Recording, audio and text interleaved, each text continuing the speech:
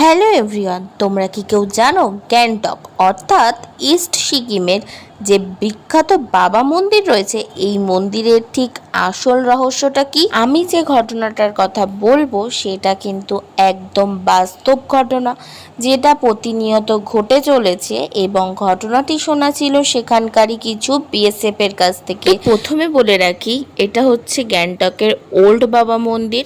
তোমরা যারা যারা গেছো বা যারা যারা যাবে তারা দেখতে পাবে এরকম কিছুটা সিঁড়ি পেরিয়ে একটা গুহার মধ্যে তোমাদেরকে ঢুকতে হবে। আমরা যেহেতু আনসিজনে গেছিলাম তাই চারিদিকটা বেশ ভালো মতো দেখতেও পেরেছি আর তোমাদেরকে দেখাতেও পারছি, কিন্তু যদি ডিসেম্বর টু মার্চের মধ্যে যাই তাহলে কিন্তু চারিদিকে একদম বরফে ঢাকা থাকবে। মন্দিরটা যেহেতু পাহাড়ের অনেকটাই উঁচুতে, একদম পাহাড়ের চূড়াতে, তাই কিন্তু এই মন্দিরের ভেতরে ঢুকলে অক্সিজেনের প্রবলেম হতেই পারে।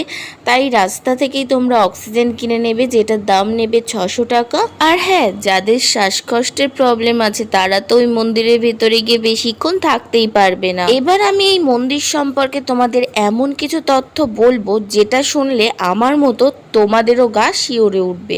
আবার হয়তো অনেকের এই কথাটা বিশ্বাসও হবে না। যদি ওখানে ক্যামেরা অ্যালাউ থাকতো তাহলে আমি তোমাদেরকে আর্মিদের মুখ থেকে শোনা লাইভ ভিডিওটাই শেয়ার করতাম, কিন্তু হ্যাঁ, ক্যামেরা অ্যালাউ নেই বলতে মানে আর্মিদের সাথে কোনো রকম ফটো ভিডিও এগুলো অ্যালাউ ছিল না। তো যাই হোক, আমি আর্মিদের মুখ থেকে যতটুকু শুনেছি তোমাদেরকেও আমি ভিডিওর মাধ্যমে ততটুকুই শেয়ার করছি। প্রথমেই বলে রাখি, হরভজন সিং নামে একজন আর্মি ছিলেন যিনি বহু বছর আগে শহীদ হয়েছেন, যিনি 1968 সালে মারা গিয়েছিলেন, কিন্তু নিজের শরীর বিসর্জনের পরেও তিনি দেশের সৈনিক হিসাবে আজও কাজ করে চলেছেন। চীনের সেনারা প্রবেশ করার চেষ্টা করলে তিনি তাদের পথ আটকে দেন।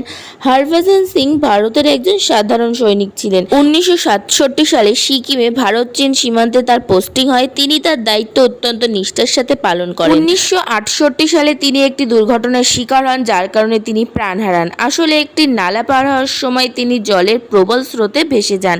তাকে খোঁজাখুঁজি দীর্ঘ সময় পর তাকে যখন পাওয়া যায় না, তখন সেনাবাহিনীরা ভাবেন তিনি ডিউটি ছেড়ে পালিয়েছেন। তাকে পলাতক সৈনিক হিসাবে ঘোষণা করেন। এছাড়াও কিছুদিন পর তিনি তার সহকর্মীদের স্বপ্নে আসেন, এসে বলেন তিনি কিভাবে মারা গিয়েছিলেন এবং তার দেহ কোথায় পড়ে আছে।